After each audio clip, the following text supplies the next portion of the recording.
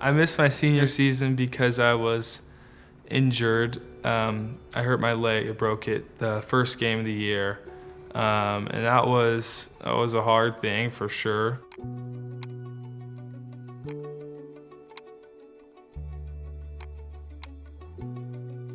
The kid horse collared him and swung in and broke his leg right in half.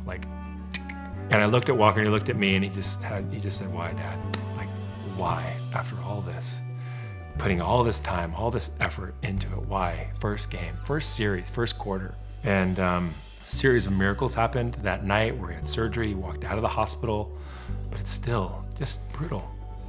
I think my biggest disappointment for him was that I literally on that day, at that moment, I just felt that he was finally at peace. You know, his high school was a whirlwind. It was not your typical high school experience. Just being the national recruit that he was, and then to go down like on that day and miss out on what would have been an incredible year. You know, whatever blessing comes from that, I'm sure it'll be immense, but it was kind of sad to see.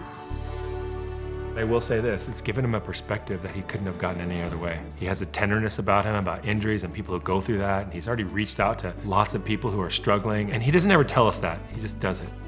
We get messages back from other people. They're like, "Your son's text to my son or my daughter was just a game changer for her. Thank you so much." And it was only because he's gone through this experience. Looking back, it was a really huge moment for him to grow. It's almost like where your spirit goes, your body follows.